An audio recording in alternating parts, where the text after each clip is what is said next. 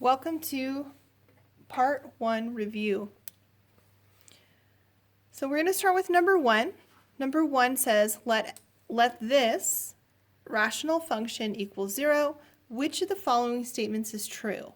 And then the statements that they begin giving you are all about solutions and extraneous solutions. So to know whether or not one of those is true, we're going to have to solve. To solve, we were going to set the numerator equal to 0. And then to find out whether or not any of those solutions are extraneous, we'll set the denominator equal to 0. All right, so our first problem is 2x squared minus 7x minus 4 over 3x squared minus 9x minus 12 equals 0. And we want to know possible solutions. So possible solutions will come from our numerator. The numerator is 2x squared minus 7x minus 4. We're going to set that equal to 0. It is a quadratic. It does factor, so we're going to factor it. We want something that multiplies to a times c, which is negative 8, but adds to b, which is negative 7. And those two numbers are negative 8 and positive 1. So we use these two numbers to rewrite this term. And so we'll write this as 2x squared minus 8x plus 1x minus 4, and then equals 0. The next step would be to split this in half and take out the common factor, which would be 2x. And then I would need x minus 4 to have this back. I'll also take out the common factor. There isn't one, so I'll put a 1. And I would have x minus 4 as well. At this point, we see that these two repeat. It's a common factor, so we split it again. And we take out the x plus 4. I would need to get this term back a 2x. And to get this term back a plus 1. And then I'll set each of those equal to 0.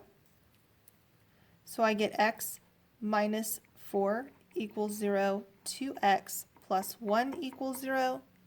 And so my two possible solutions are at 4 and x equals negative 1/2. So now we need to check in the denominator. So the denominator is going to factor as well. 3x squared minus 9x minus 12 equals 0. I notice there's a common factor of 3, so I'll take out that common factor, and then I'll divide by 3. And so I get x squared minus 3x minus 4 equals 0. Again, I'm going to factor this. I want something that multiplies to a times c, which is negative 4, but adds to b, which is negative 3. So those numbers are negative 4 and positive 1. So I will now rewrite this with the middle term as these two digits. X squared minus 4x plus 1x minus 4 equals 0. I will split it, take out the common factor, which is x. I would have x minus 4. Take out the common factor, there isn't anything, so I'll take out a 1, and I have x minus 4. Then I would split it again, and I would take out the x minus 4 that they have in common, and I need an x and a plus 1 to get this term and this term back. I would set each of those equal to 0, so I get x minus 4 equals 0 and x plus 1 equals 0. So my two points of discontinuity are x equals 4 and x equals negative 1. These are my points of discontinuity. So remember, a point of discontinuity happens where the denominator is 0, because if you divide by 0, it's undefined. So if what I notice though is 4 happens to be a point of discontinuity as well as a possible solution. And so that makes this an extraneous solution. My only good solution is x equals 1/2. This is called a whole because it does happen in both the numerator and the denominator. And this one would be called a vertical asymptote of the graph. So we go back to the possible choices. It says x equals -1 is a solution. No, that was a vertical asymptote of the graph. It says x equals 4 is an extraneous solution because x minus 4 is a factor of both the numerator and the denominator. Let me check and make sure that's true.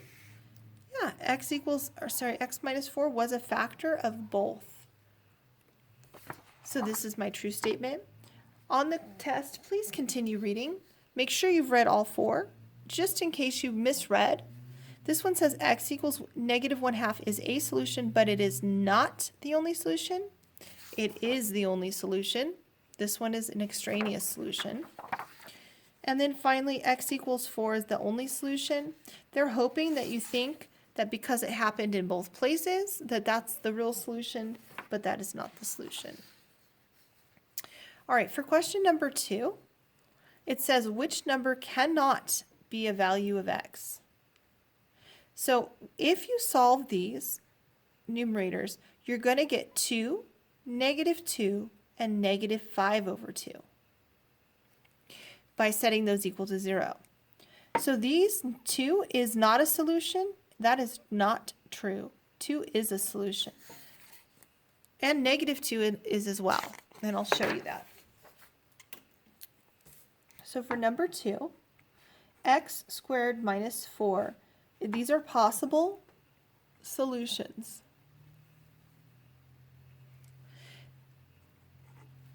And 2x plus 5 equals 0. I factor this, I get x plus 2 times x minus 2 equals 0. So my two possible solutions here are x equals -2 and x equals 2. I solve this, I get 2x equals -5. So I get x equals -5/2. So these are all possible solutions for that graph. All right. Then points of discontinuity, again, I have to find those, happen at where the denominator is 0. So x equals -5 is a vertical asymptote. It's a point of discontinuity. Since none of these repeat, these are all good solutions.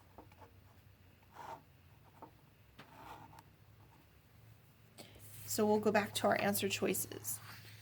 It says 2 because it is not a solution. That's false. It is a solution.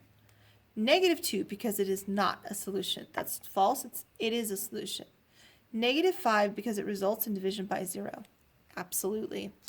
If we plug -5 into this, x squared minus 4 over x plus 5 times 2x plus 5 over 9, we will get, that would be 25 minus 4 over 0 times -10 plus 5 over 9. But this is what I care about. I got 0 in the denominator. I cannot divide by 0. So it is this one. All right, area of the parallelogram below. So to find the area of a parallelogram, you multiply the base times the height, which would be 4a over b to the -2 times 3 over a squared b to the 4th. Now you can pull this into the numerator, because anytime you see a negative exponent, to make it positive, you need to move its location. So this would be 4ab squared. I'll just put a placeholder of a 1 over 3a squared b to the 4th. Now you can start reducing out. This a will cancel with one of these and leave an a to the first. These b's will cancel with two of these and leave a b squared. And so we're left with the area equals 12 over ab squared, which would be a. The next one is the complete opposite. This time they're giving you the area and the width, and they're looking for the length. So they say area of the rectangle is 256, so I'll plug that in, r to the 8th, s to the 12th, and that equals the length times the width. The width is 8r to the 3rd, s to the 4th. And so I'll divide to get the length, 8r to the 3rd, s to the 4th, and I'll divide this side by 8r to the 3rd, s to the 4th. That goes in there 32 times. R cubed goes into r to the 8th. That cancels with 3 of them and leaves me with r to the 5th. And 4 of those cancel with 4 of those and leave me with s to the 8th. And so my final answer would be 32 r to the 5th, s to the 8th, which is right here, C. Moving on. We have an error analysis problem, number 5. With error analysis problems, I always like to do the work first by myself. So I'm going to come over here and do on the separate sheet of paper the original problem. X to the 3rd, y over x to the negative 2, y to the negative 3. So there's that rule again. That's going to move up, and that's going to move up. So we get x to the 3rd and another x squared, and we get y to the 1st and another y cubed. And these are gone. There's nothing in the denominator now, so we could just put a 1, but it's not necessary. When we multiply, we add the exponents, so this would be x to the 5th, and this would be y to the 4th. Okay, so now I look at Emily's and Jason's answers, and Jason is clearly wrong. So Jason cannot be correct, and both cannot be correct. Looking at Emily's work, she did something differently from me. She applied the rule that says a to the m over a to the n equals a to the m minus n. That's fine. That's a true rule. She can do that. She just has to be careful because this is already negative. And so she says that if this was already negative, then a to the m over a to the negative n would look like a to the m minus negative n, which this would then turn into a positive. So I'm looking at her work, and she says x to the 3 minus negative 2, which is x to the 5th, and y to the 1 minus negative 3, which is y to the 4th. So Emily is correct. She didn't do anything wrong. All right, Lenny is planning on sending a package. It says the weight of the package can be no more than 5 pounds. And he says he wants to send books that are 1.7 pounds each. Let x be the number of books. Which of the following is a viable solution for x in terms of the context? Okay. So for this one, Lenny, he has to have his package weigh less than or equal to 5 pounds. It cannot exceed 5 pounds. And each book is 1.75 pounds. So mathematically, 1.75 per book has to be less than or equal to 5 pounds. Another way to solve this problem is to think logically. 1.75 for one book. If he sends 2 books, it'll weigh 3.5 pounds. If he sends 3 books, now it'll be 5.25 pounds, which is too much, so he cannot send 3 books. The most he can send is 2 books. If you solve this directly, you divide by 1.75, you end up with x has to be less than or equal to 2.8. So over here, 2.8 does show up. We know he can't send 3. We know he won't send -2. The reason we're not going to select 2.8 is because he cannot send 0.8 of a book. He either has to send the book or not send the book, so it's D. All right, the next one says a group of 35 students and adults So that means that together there's 35 people are going to the movies. Each student ticket costs $6.25 and each adult ticket costs $10.75. The group pays a total of $272.75. Let X be the number of student tickets and Y be the number of adult. Determine all equations that could represent the situation. So when I add the students and the adults, I should have 35 like this. So this is good. I'm not going to subtract them to get 35. And then these two are the same statement. So either 3 or 4 will work. So I'm going to get rid of this and this since they both have 2, and 2 is not true. All right, so now the only difference between C and D, since these are both equivalent, is X 12 or is X 23? So on number 7, we're going to use the equation they gave us, 6.25x plus 10.75y, and that equals 272.75, and that x plus y equals 35.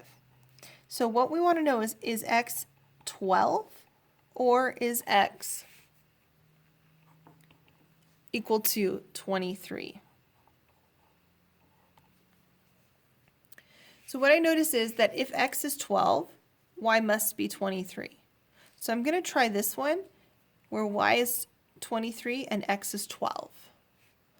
To do that, I'll just substitute them. 6.25 times 12 plus 10.75 times 23. And I'm checking, is that equal to 272.75? So 6.25 times 12 would be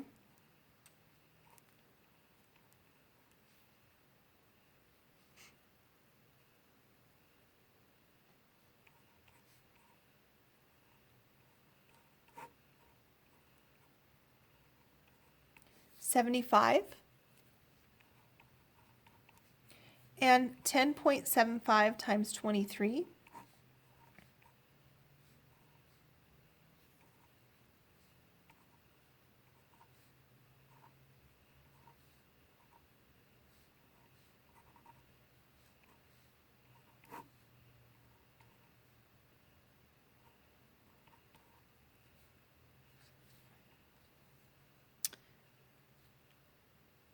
247.25.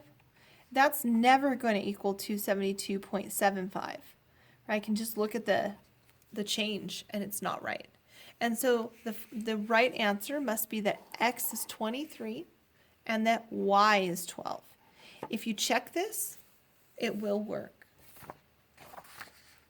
So it must be D. All right, next question. It says a candy dish has mints and chocolates. The dish can hold no more than 35 candies. The number of chocolates is at least 10 more than the number of mints. Let x be the number of mints. Okay, so this is mints. And y be the number of chocolates. So y is chocolates. All right, so together, x plus y cannot be more than 35. So I'm going to get rid of this one because that's too many candies. I'll have 40 candies in the dish. And also, the chocolates have to be at least 10 more than the mints. So the mints plus 10.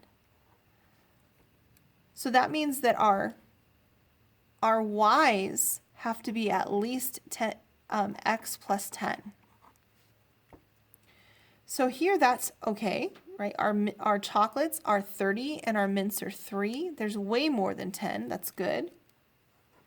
Here our chocolates are 22 and our mints are 10. But what I notice is that this 22.5 is saying that you're going to have a half of a chocolate. And I don't think that I would ever put half a chocolate. And that's because of this. When they say in context, that's why we want to get rid of that answer. And then finally, these two, there's too many mints and not enough chocolates. And so it's 1 only. For number 9, this says select the graph with the correct solutions for f of x equals g of x. That means when these two are equal to one another. When f of x is x squared minus 1 and g of x is x plus 1. So there's several ways to approach this. One way would be to set these two equal. It says f of x equals g of x, so I will set f of x equal to g of x. And then I'll go ahead and start solving this. I get x squared, I'll subtract that over, I get x, subtract that over, I get negative 2, and that equals 0. And then what I would do is I would factor this, and it does factor as x minus 2 and x plus 1. So the two solutions for this would be at 2 and at negative 1. That is where the two graphs are equal. At 2 and negative 1. That means they cross at 2 and negative 1. So looking at your graphs, the two solutions are 2 and negative 1, which would be this one or this one. So we'll get rid of A, because those are not the solutions, and we'll get rid of C.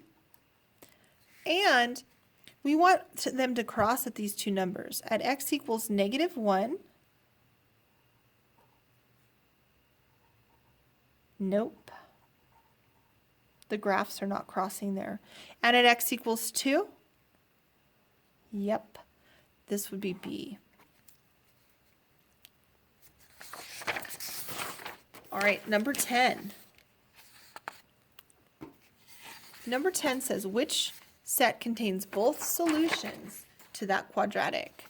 So to find the solutions of a quadratic, you can either use the quadratic formula, or if it factors, you may factor it. So I'm going to factor it. I want something that multiplies to negative 24 and adds to 2. Those two numbers are 6 and negative 4. So this will factor as x plus 6 and x minus 4. And then I'll set each one equal to 0 and solve, and I get x equals negative 6 and x equals positive 4. And those are my two solutions. So then I come over here to my choices. The only set, it says which set contains both.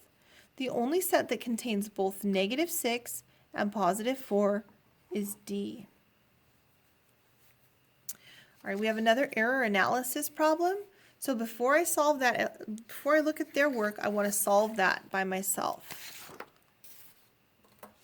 So it says that 3x, this is number 11, plus 14 is equal to negative 6x.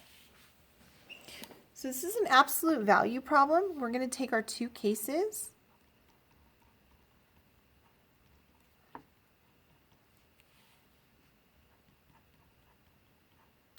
One is the original, and the other one you switch the sign. When I solve this, I'll move the 3x over. I get 14 equals negative 9x. So x equals negative 14 over 9. Here I move the 3x over. I get 14 equals 3x. So I get x equals 14 over 3. Now with absolute values with a variable outside, it is important to check for extraneous solutions. So we have to check both solutions. So I'll check negative 14 over 9. So 3 times negative 14 over 9 plus 14 equals negative 6 times negative 14 over 9. And so these will reduce to a 3. So I have negative 14 over 3 plus, I'm going to get a common denominator here. The common denominator would be 3, so I'll multiply both the numerator and the denominator by 3. That gives me 42 over 3. And here, those will reduce, as will those. So I get 2 times negative 14, which is 28 over 3. And when I check this, this is 28 over 3. So the absolute value of 28 over 3 is 28 over 3. This is a good solution. Now I'll check the second solution. When I check the second solution, I'm going to be plugging in this positive number.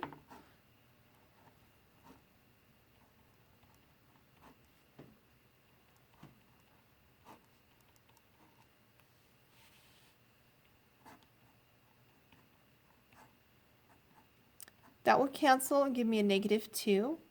I'm looking at this side, and I'm going to get -28.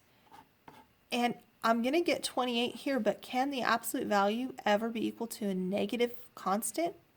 No. So this is called an extraneous solution, and I will throw it out. So the only good solution is -14/9.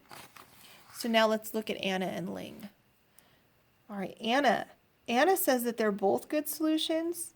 That's not true. This is a bad solution. So Anna is wrong. Ling says that this one is a bad solution, but this one is a good solution. So she has those switched. So Ling is also wrong. And so neither is correct. All right. So for number 12, it's a tolerance problem. And what that means is that we have a length of 24.42 inches. And we have a template that can vary by up to 0.07 inches for the red, 0.25 for the blue, and 0.5 for the green. I am only going to do the problem for red. You'll have to do the problems for blue and green. So what this says is that whenever we have a tolerance problem, we had a formula for it. And it's x minus the midpoint is less than or equal to the tolerance.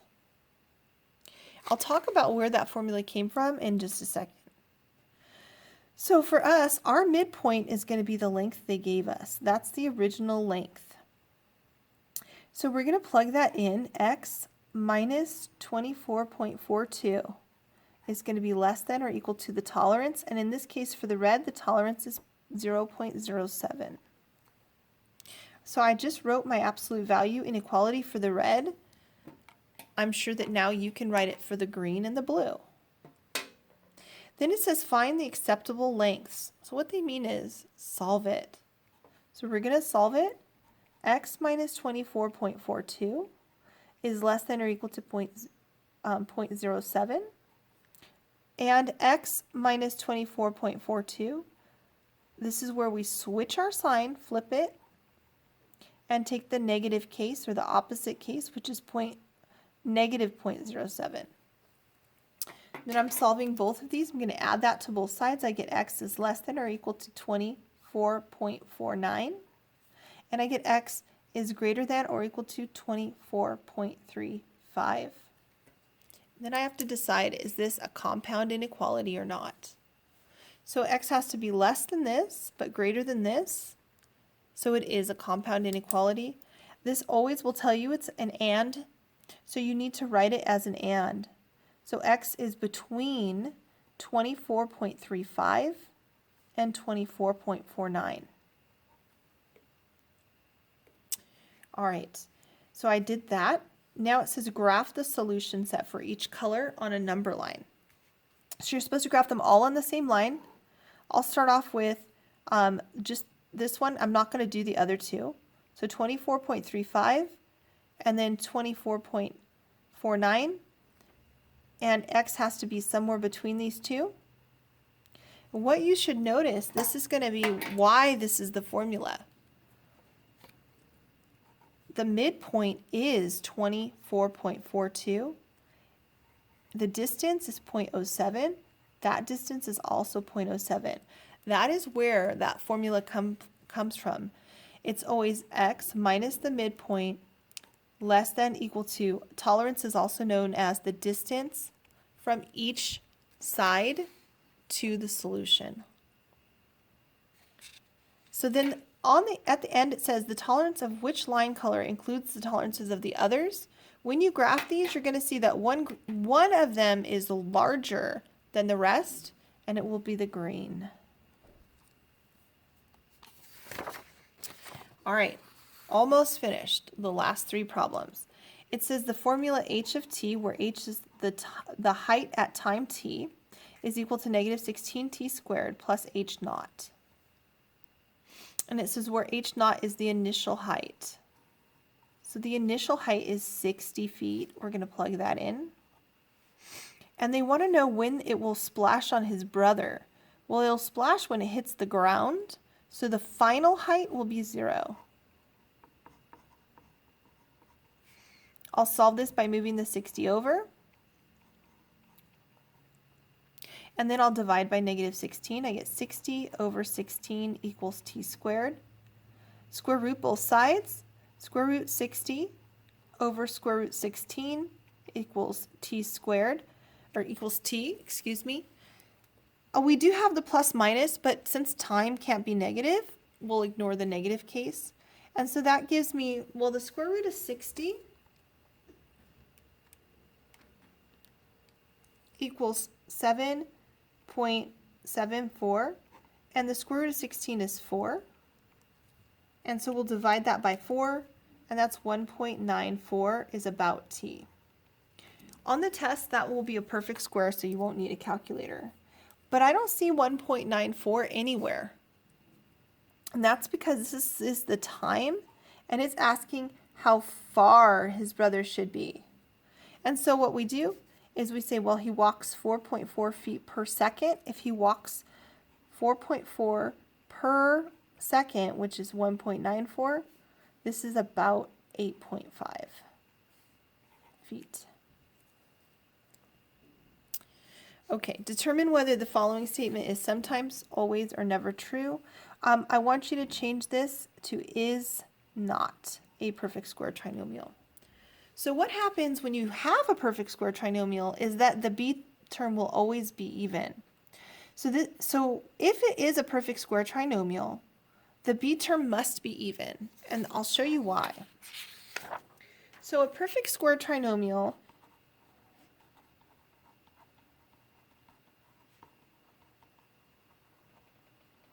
is created by doing this. It's a squared plus 2ab plus b squared, or it's a squared minus 2ab plus b squared. So those are perfect square trinomials. So what will happen is if it is a perfect square trinomial, then b will be even.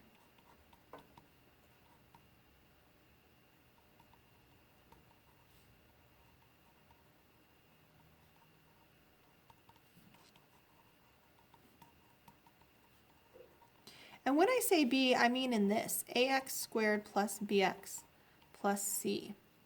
This will always be even if it is a perfect square trinomial. That's not what this question is asking. This question is saying the converse.